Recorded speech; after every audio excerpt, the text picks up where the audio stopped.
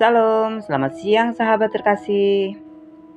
Hari ini kita akan merenungkan kisah yang sangat indah dari Injil Yohanes pasal 2 ayat 1-11. Kisah tentang mukjizat pertama yang dilakukan Tuhan Yesus di sebuah pesta pernikahan di Kana. Kisah ini bukan hanya tentang air yang berubah menjadi anggur, tetapi tentang bagaimana Tuhan mengubah kekosongan, kebingungan, dan rasa malu menjadi sukacita dan kelimpahan. Mari kita siapkan hati kita dan biarkan firman Tuhan meneduhkan jiwa kita. Mari kita berdoa. Tuhan Yesus, saat kami membaca firman-Mu hari ini, berbicaralah kepada kami. Buka hati kami untuk melihat kemuliaan-Mu dan bantu kami percaya bahwa Engkau sanggup mengubah setiap kekurangan dalam hidup kami menjadi berkat yang melimpah. Dalam nama Tuhan Yesus Kristus, kami berdoa dan mengucap syukur. Amin. Yohanes 2 ayat 1-11. Pada hari ketiga ada perkawinan di Kana yang di Galilea, dan ibu Yesus ada di situ. Yesus dan murid-muridnya diundang juga ke perkawinan itu. Ketika mereka kehabisan anggur, ibu Yesus berkata kepadanya, "Mereka kehabisan anggur." Kata Yesus kepadanya, "Mau apakah engkau daripadaku, ibu? Saatku belum tiba." Tetapi ibu Yesus berkata kepada pelayan-pelayan, "Apa yang dikatakan kepadamu, buatlah itu." Di situ ada 6 tempayan yang disediakan untuk pembasuhan menurut adat orang Yahudi.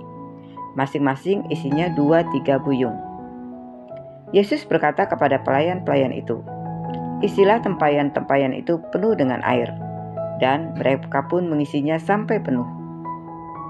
Lalu kata Yesus kepada mereka, "Sekarang cedoklah dan bawalah kepada pemimpin pesta." Lalu mereka pun membawanya. Setelah pemimpin pesta itu mengecap air yang telah menjadi anggur itu, dan ia tidak tahu dari mana asalnya, tetapi pelayan-pelayan yang menciduk air itu mengetahuinya. Pemimpin pesta itu memanggil mempelai laki-laki dan berkata kepadanya, "Setiap orang menghidangkan anggur yang baik dahulu, dan sesudah orang puas minum, barulah yang kurang baik. Tetapi engkau menyimpan anggur yang baik sampai sekarang." Hal itu dilakukan Yesus di Kana yang di Galilea, sebagai yang pertama dari tanda-tandanya, dan dengan itu ia menyatakan kemuliaannya, dan murid-muridnya percaya kepadanya. Sahabat terkasih,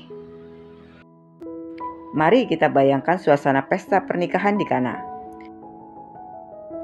Suasana yang semula penuh sukacita tiba-tiba menjadi canggung karena anggur, simbol sukacita, habis.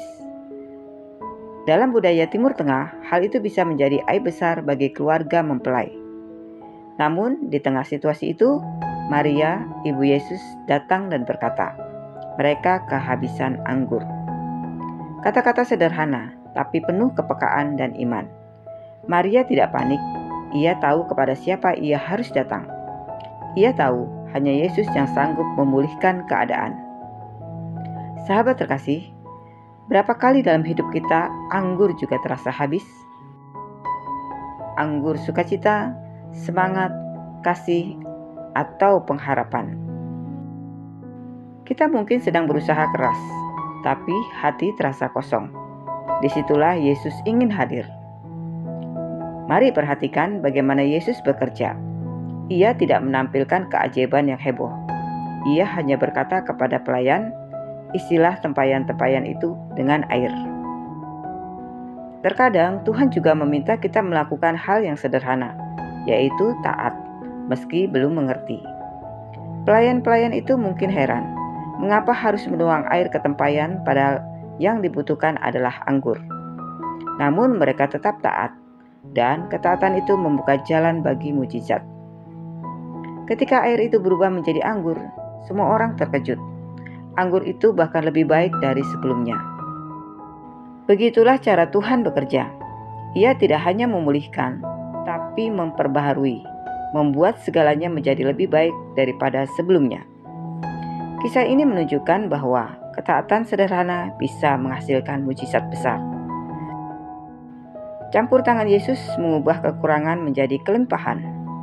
Dan iman yang tenang seperti yang dimiliki Maria bisa menggerakkan kuasa Tuhan. Mungkin saat ini kita juga merasa kehabisan sesuatu, kehabisan semangat, cinta, atau bahkan harapan. Namun Tuhan berkata, isi tempayanmu. Artinya, lakukan bagianmu. Terus berdoa, tetap setia, tetap percaya. Dan percayalah, waktunya Tuhan tidak pernah terlambat. Ketika saatnya tiba, air dalam hidup kita akan berubah menjadi anggur yang terbaik. Itulah makna dari kasih karunia Tuhan yang bekerja diam-diam, tapi nyata. Sahabat terkasih, mari kita berdoa bersama. Tuhan Yesus, terima kasih untuk firman-Mu hari ini. Engkau tahu setiap bagian hidup kami yang mungkin sedang kehabisan anggur, kehabisan sukacita, kekuatan, atau pengharapan. Kami datang kepadamu seperti Maria datang kepadamu di Kana. Kami percaya Engkau sanggup mengubah kekosongan kami menjadi kelimpahan, kesedihan kami menjadi sukacita. Ajarlah kami untuk taat dalam hal-hal kecil, percaya walaupun belum melihat hasil, dan berserah saat kami belum memahami jalan-Mu.